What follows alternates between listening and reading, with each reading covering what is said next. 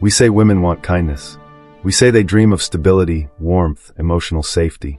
But behind every gentle compliment, every polite gesture, there's a question no one dares to ask. Do women truly desire the nice guy? Or is he just the safest option when danger becomes too real? We're told that good men finish first, in fairy tales. But in the wild theater of attraction, it's often the dangerous, the unpredictable, the unapologetically selfish who captivate. Why? Because maybe at a primal level, love is not built on logic, but on tension. Freud believed women are drawn not to comfort, but to chaos. Not to safety, but to the echo of forbidden danger. He saw female desire not as a search for love, but as a rebellion against security. To him, the nice man isn't rejected because he's wrong. He's rejected because he's boring. Esther Perel disagrees, and yet, not entirely. She believes women crave dualities, safety and danger, security and excitement. But society tells them to choose, to settle, to silence the part that wants more. In today's war of love, nice guys feel punished. Bad boys get the fantasy, and women are caught between guilt and longing. So we ask, is kindness attractive, or just acceptable? Is safety truly loved, or just tolerated? And if women want nice, why do they so often choose dangerous? Welcome to Thinking War. We've all heard the phrase, nice guys finish last. It echoes in dating advice forums, locker rooms, and quiet confessions after yet another unanswered text. But what if it's not just a complaint, but a pattern? Why do so many women claim to want kindness, and yet feel drawn to chaos? This isn't about blaming women. It's about questioning the story. Because modern dating isn't just a search for love. It's a battleground of biology, psychology, and fantasy, where instincts whisper one thing, and society screams another. We tell women they should want safety, but their desire doesn't always follow the rulebook. We praise men for being kind, but then punish them, socially, sexually, when their kindness lacks edge. The result? A generation of men performing niceness like a costume, not out of authenticity but desperation. And a generation of women caught between two languages of love, one that speaks comfort, and one that screams danger. In this war of attraction, one question divides everything. Do women actually desire the nice guy, or do they merely settle for him when the fire goes cold? Freud believed women were never truly drawn to safety, but to the thrill of risk. That the so-called nice guy was never the real fantasy, only a socially acceptable stand-in. To him, desire was disorder, and love was never logical. But Esther Perel doesn't see it as so binary. She argues that modern women are split between the desire for connection and the hunger for erotic tension. They want presence and power, loyalty and lust. And perhaps the nice guy fails not because he's good, but because he's afraid to be dangerous. According to Freud, female desire is instinctual rather than rational. In the repressed layers of the subconscious, what women seek is not security, but excitement. It is an impulse that dances on the edge of danger, and the good man usually cannot keep up with this dance. According to Freud's theory, the discrepancy between women consciously stating that they prefer good men and being drawn to dangerous men on an unconscious level is the point of conflict in modern relationships. A woman says she seeks security, but her desire awakens in insecurity. Women's nature is filled with repressed desires, says Freud. This repression is formed by the pressure of society, morality, and culture. But no matter how much it is repressed, the inner urges find a way back. And this return often takes the form of the bad boy image. Because the bad boy is the man who lives outside the framework drawn by society. He breaks the rules. He takes risks. He does not possess, he owns.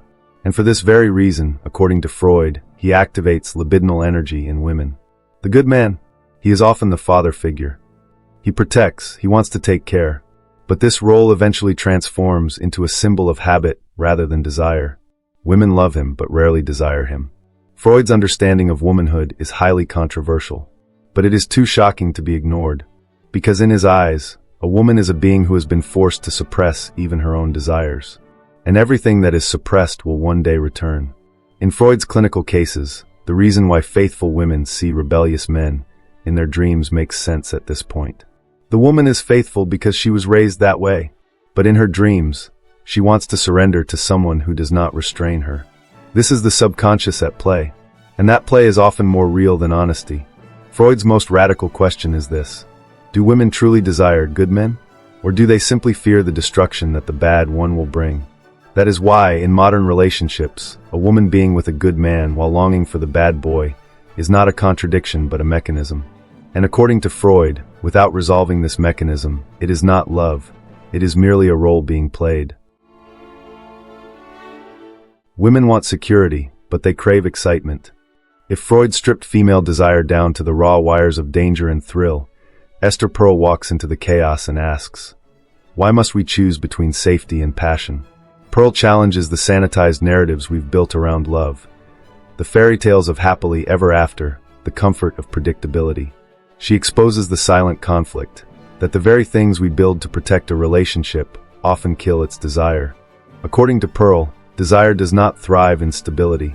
It thrives in mystery, in space, in the unknown. Women, like men, are not wired for monotony. They may seek commitment, but they fantasize about escape. They want intimacy, but not at the cost of excitement. She would say, we expect one person to be our anchor in our wave, our safety in our storm. And when they fail to be both, we punish them, or we punish ourselves. Perel doesn't claim women prefer bad boys. She says women are tired of pretending that security is the same as satisfaction.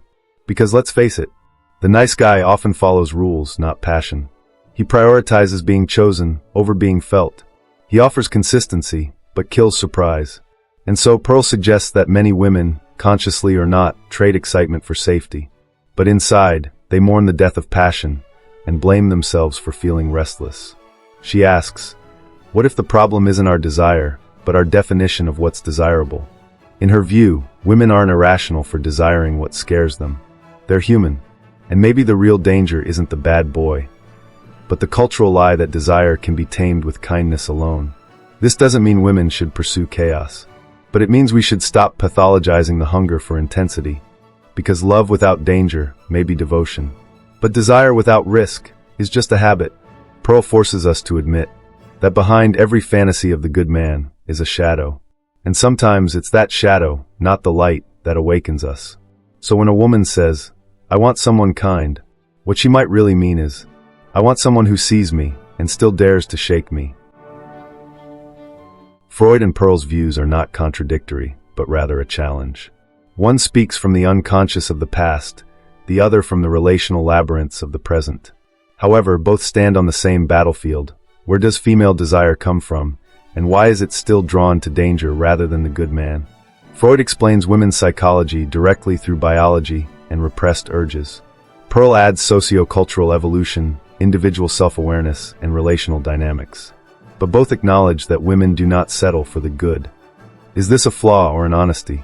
The question to ask the audience is, are women unhappy because they choose the bad, or because they choose the good and suppress their desires? Perhaps the answer lies not in the choice, but in the circumstances. Society directs women toward safety while demonizing desire. However, those suppressed desires return through hidden messages, in flirting, in fantasy, and infidelity. When the good man fails to understand this silent battle, he is doomed to lose. Why does a woman long for danger at the expense of her own peace? And why is a man punished for his goodness? This is not just a conflict between men and women. It is the ancient battle between instinct and discipline. Freud's dark corridors and Perel's modern contradictions represent the two opposing poles in today's relationships. And every couple carries these two voices within them. We swipe. We scroll. We simulate. The landscape of desire has mutated, not because our nature changed, but because the game got faster and the masks got better. Today, nice guys don't finish last. They don't even get noticed. In a culture obsessed with authenticity, yet addicted to drama, digital dating has become a theater of personas. Men curate empathy, polish politeness, rehearse respect, and still get ghosted for the one who texts you up at 2 a.m. Why? Because we now live in a paradox, a generation that speaks of trauma, boundaries, and stability, but still chases the unpredictable. Emotional safety is praised in theory, but punished in practice. The man who listens is appreciated, but rarely desired. Just look around. Dating apps gamify connection. Social media rewards dramatics over depth. Songs glorify heartbreak more than harmony. We've turned intimacy into entertainment and confusion into currency. So what becomes of the good man? The one who texts back, the one who plans ahead, the one who means it. He becomes invisible, not because he lacks value, but because he lacks voltage. In a world of overstimulation, goodness is boring. And in a generation fed on novelty, boredom is death. We say we want kindness, but we binge on cruelty. We praise emotional maturity, but fall for the ones who withhold it.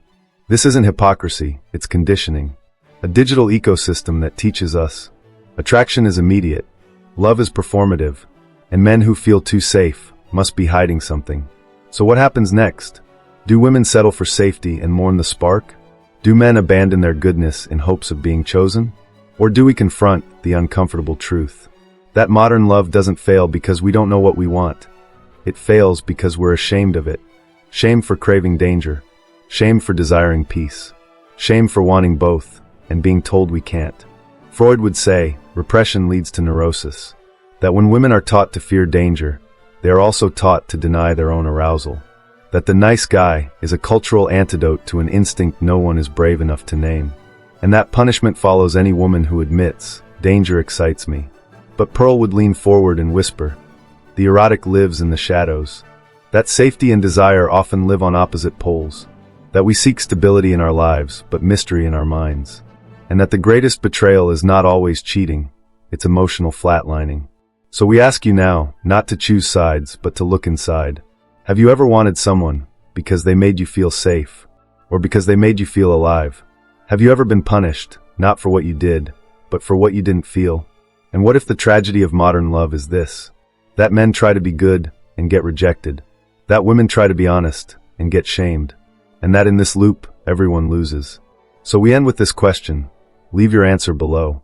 If your honesty would make someone uncomfortable, would you still speak it? This is not about Freud, not about Pearl. This is about you. Where you are afraid to go is exactly where you must look.